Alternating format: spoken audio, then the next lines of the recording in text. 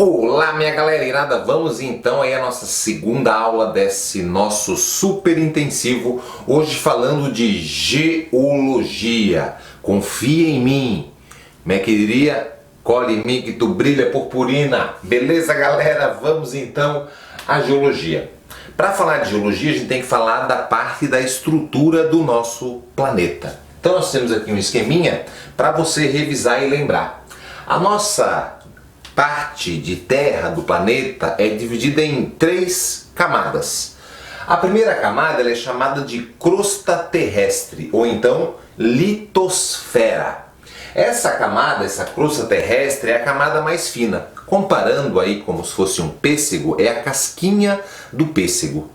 Ela tem uma espessura que vai variar de 30 e podendo chegar em alguns locais aí até 80 quilômetros de espessura. Geralmente os livros e das provas falam de 30 a 50 quilômetros de espessura. Na parte oceânica essa camada ela é mais fina. Na parte continental ela é mais larga, ela é mais grossa. E por esse motivo da camada, digamos, oceânica ser mais fina, como você sabe que essa crosta é dividida em placas tectônicas, a placa oceânica que é mais fina vai deslizar por baixo da placa continental. Nessa área que tem o deslize da placa oceânica deslizando por baixo, quando desliza por baixo, a palavra que se fala é subducção. Então, subducção é deslizar por baixo. E aí vão gerar, por exemplo, os dobramentos e as montanhas, o que a gente chama de dobramentos modernos. Então, a crosta terrestre ela é dividida em placas tectônicas, que são placas rochosas que flutuam sob o magma, estão em constante movimento, elas não param de movimentar. As pessoas acham que é assim, a placa está paradinha, daí ela movimentou, deu tremor. Não, ela está movimentando, né, o tempo inteiro em várias direções, na verdade 3 principais direções. Elas vão se aproximar, vão se afastar e vão deslocar na vertical. E isso vão produzindo uma energia, e essa energia, quando ela é liberada, é que aí nós temos o terremoto.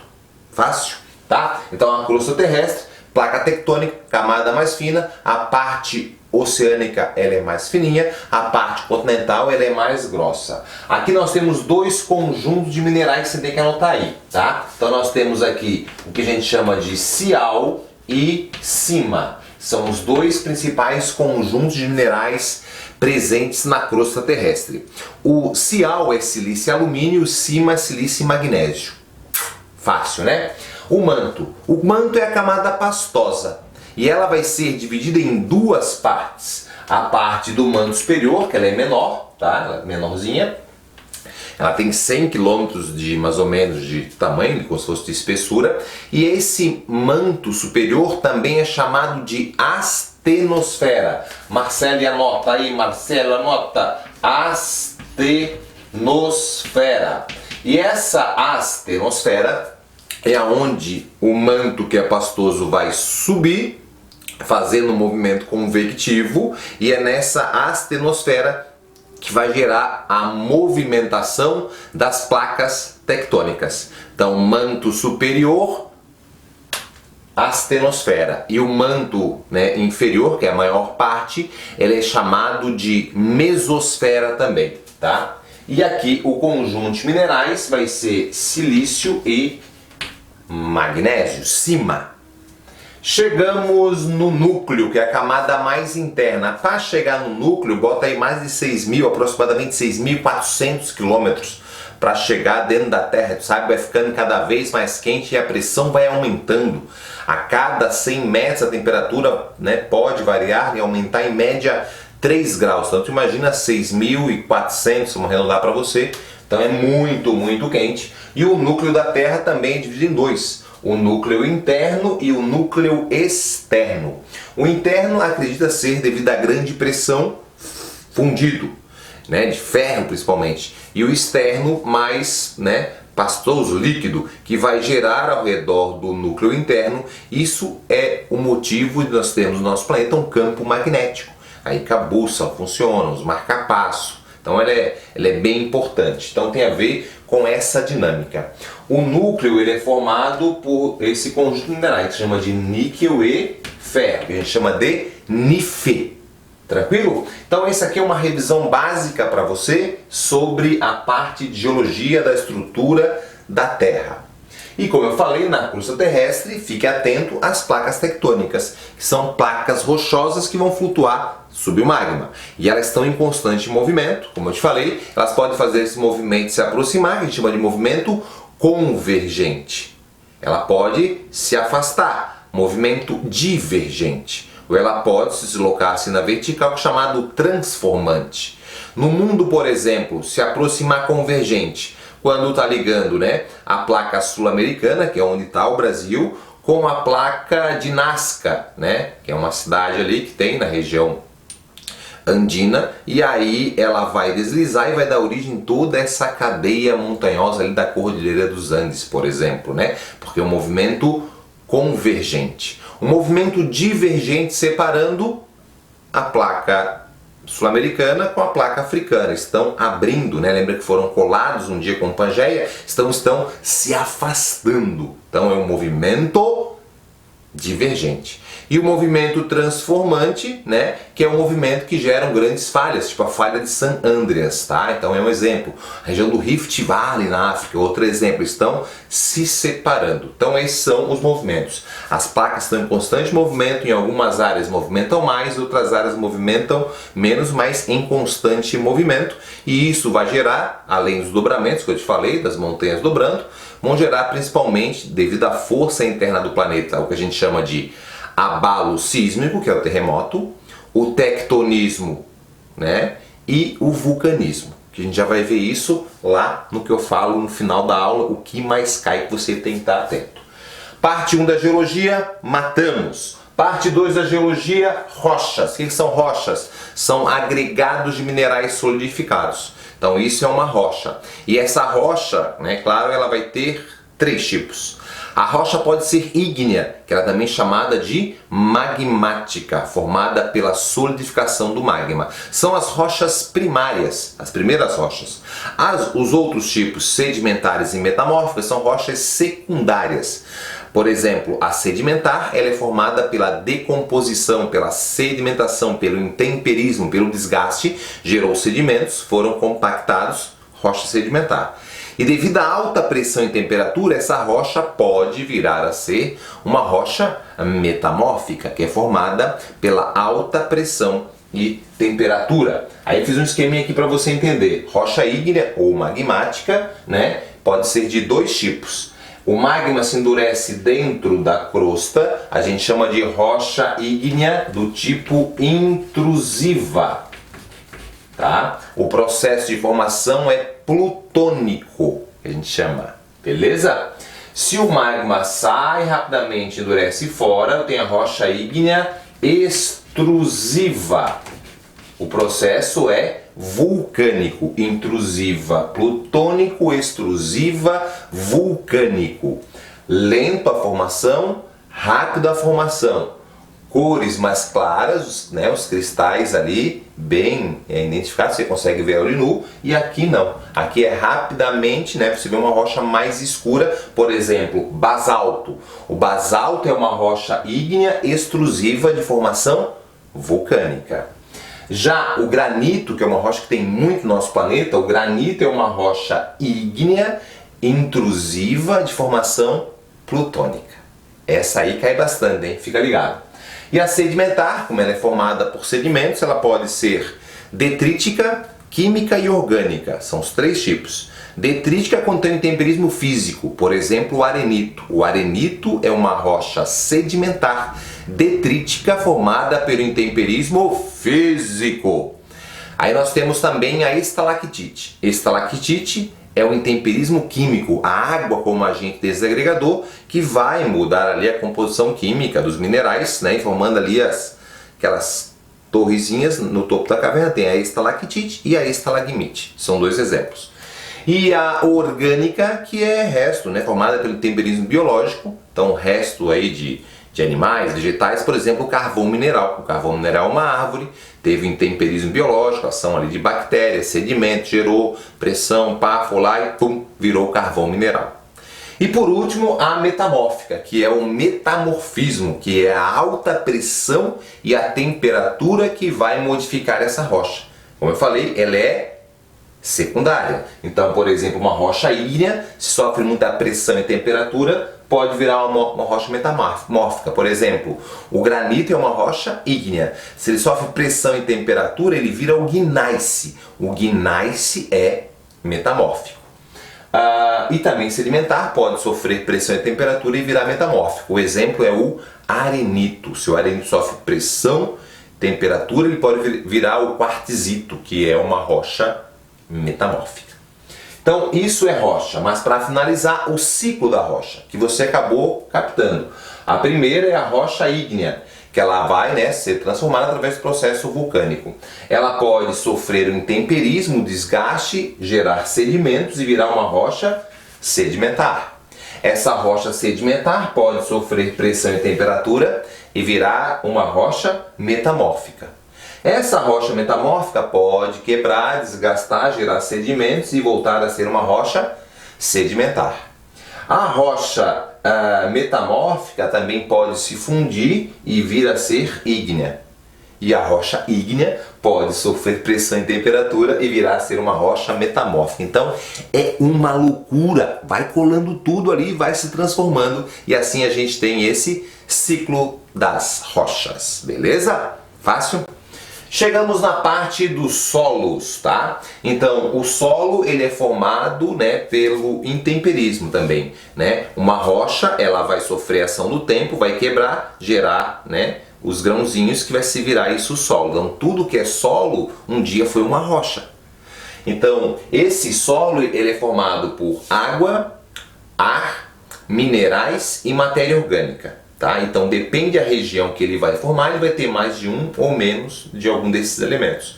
Tem solos, por exemplo, em região que chove pouco, é um solo mais pedregoso, tem muito minerais, tem menos água, menos matéria orgânica, então isso depende da região. Outras áreas que chove mais, aí eu já tenho bastante água, bastante matéria orgânica, então pode ter menos minerais. Isso depende de região para região e o solo ele vai se modificando com o tempo. Então é só você entender aqui nesse horizonte que eu vou te explicar. Então, como se o planeta fosse todo aqui no horizonte R, somente rocha. E aí essa rocha vai sofrer a ação do tempo, vai quebrar e virar pequenos pedaços de rocha que a gente chama de regolitos, que a gente chama de horizonte C. Esses regolitos também podem sofrer a ação do tempo e virar grãos menores. A gente chama de horizonte B, que é o horizonte dos minerais. Depois, claro, vai formar um solo maior, pode formar ali plantas e gerar matéria orgânica. E aí forma o horizonte O e o horizonte A. O horizonte O é a camada escura de matéria orgânica. Logo abaixo dele também um solo mais escuro, que é a mistura de minerais com matéria orgânica. Depois um solo mais claro, que é o horizonte B, que é de minerais, podendo ser mais amarelado, mais avermelhado, dependendo dos minerais que vão ter ali. O C pedaço de rocha, regolitos, e o R a rocha matriz. Então quanto mais aqui, eu tenho menos intemperismo. Mais para lá, mais intemperismo. Intemperismo é a desagregação ou a mudança da composição dos elementos ali de minerais, da composição desses minerais. Então esse é o solo. E os grãos do solo vão vão se dividir em 3 grandes grupos, que é o solo, vamos de cá para cá, o argiloso, que é um grãozinho bem pequenininho, o síltico e o arenoso. O arenoso nós temos um poder maior de infiltração, já o argiloso menor, e é por isso que quando chove ele segura e cola um grãozinho no outro e são áreas mais susceptíveis a deslocamento de massa, Então a deslocar aí, ter deslizamento, já num solo mais arenoso, a água tem um poder maior de infiltração, tem menos problemas com relação a isso. Mas também, por exemplo, para a agricultura, um solo muito arenoso não é assim tão bom, Então, porque a água acaba não ficando ali, então isso também a gente tem que entender, dependendo aqui. Argiloso, síltico e arenoso. Por último, o solo no Brasil. O solo no Brasil é um solo, né, que tem bastante áreas com latossolo, que é um solo mais profundo, mas a gente destacou aqui, um modo geral, seria uma revisão para você. Destaquei o A. O A ele está presente em parte do Nordeste, que é chamado litossolo. Litossolo. Tradução, solo pedregoso. Tá? Pouca chuva lá, solo pedregoso. No litoral do Nordeste, nós temos um solo bom, que é chamado de massapê, ou massapé. Um solo rico em gneiss e calcário. O solo C é um solo da porção centro-sul do Brasil, conhecido como terra roxa. Um solo formado por basalto erodido, um solo muito bom. Na parte central do Brasil, né, grande área do Cerrado ali, a maior parte daquilo ali é um solo tipo laterítico, um solo com excesso de minerais, um solo ácido. Tá? Não é um solo muito bom para agricultura não, só que com a correção a galera consegue plantar bastante soja lá.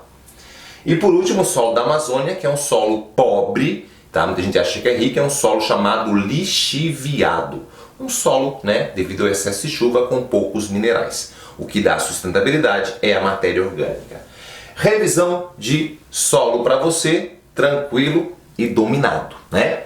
E agora vamos para a parte final, que é aquela revisão, aquelas dicas finais, lembrando que a aula de geologia são duas partes, os conceitos iniciais e depois a outra parte que fala mais de relevo, né? E essa parte aí que também cai bastante, que você vai assistir, né, daqui a pouco aí. Primeiro, o que mais cai? Agentes endógenos e exógenos. Isso cai na prova. Então tem que saber. Agente exo, né, é externo. Endo é interno. O endo, ou interno, são os agentes que formam o relevo. O exo, o externo, são os que modelam o relevo. Então o agente interno, né, que seria o formador, são três. O vulcanismo, o abalo sísmico e o tectonismo. Então, os três que vão formar o relevo. E o exo, os que vão modelar, tem a água, tem a temperatura, tem o vento e até o próprio homem é um agente modelador do relevo. Tranquilo? Dominado? Bom, vamos lá então, terremotos. Também aparece. Então, terremotos são gerados pelo movimento da placa tectônica dessa energia liberada. Esse terremoto, né, ele tem a parte da onde forma o terremoto, vou usar aqui, que é chamado de hipocentro, com H, hipocentro. Tem as ondas sísmicas e aonde ele foi sentido na superfície é o epicentro, EPI-centro. Aonde formou, hipocentro. Aonde foi sentido, epicentro. E esse terremoto, né, nós temos aí, ele é medido por duas escalas principais. A escala Richter e a escala de Mercalli. A Richter é através do sismógrafo, é usado, né, como pano de fundo o logaritmo, um cálculo matemático, logaritmo na base 10, a gente fala. Então, um terremoto de 1 para o 2, o 2 é 10 vezes mais forte do que o 1, o 3 é 10 vezes mais forte que o 2. Então, se aparecer na prova que esse terremoto aqui ele é levemente superior, está errado. O 2 é 10 vezes mais do que o 1. O 3 é 10 vezes mais do que o 2. Para você não cair em pegadinha, tá? Lembrar que tem áreas do mundo que nós temos mais terremoto, como principalmente a área chamada Círculo de Fogo do Pacífico. Porque lá nós temos uma maior movimentação de placas, né, convergindo e aí, claro, que vai gerar mais esses terremotos, tsunamis e assim por diante. Lembrar que o Brasil, sim, nós temos terremotos, e os nossos terremotos, claro, estão associados à propagação das ondas sísmicas de áreas de contato, ou então às falhas geológicas, são rachaduras, né, na crosta, que vão se acomodar e gerando pequenos tremores. Porém, quando cai em prova, geralmente eles falam assim, o Brasil, por estar no meio da placa sul-americana, nós temos uma maior estabilidade. Isso é verdadeiro. Tranquilo? Terremoto, as regiões do Brasil onde mais historicamente tivemos terremoto, o Nordeste e o Centro-Oeste do Brasil. O Centro-Oeste foi o pior terremoto da história do Brasil, acima de 5 graus da escala Richter, que já é um terremoto, né, considerável. Outro detalhe que aparece nas provas aí é o solo, mas a utilização. Aqui a gente caracterizou o perfil, o horizonte, granulação e o tipo de solo. Então, a utilização. A agricultura utiliza muito o solo, né, e gera muito impacto. Seja pelo arado, né, que é rasgar o solo, botar mais ar, né, jogar a parte de minerais para cima, matéria orgânica para baixo, aumentar o potencial, né, de produção ali, de reprodução de matéria orgânica, de gerar mais fertilidade, se for muito profundo, gera impacto. O uso de agrotóxicos gera impacto, né? Então a agricultura, ela gera muito impacto no solo.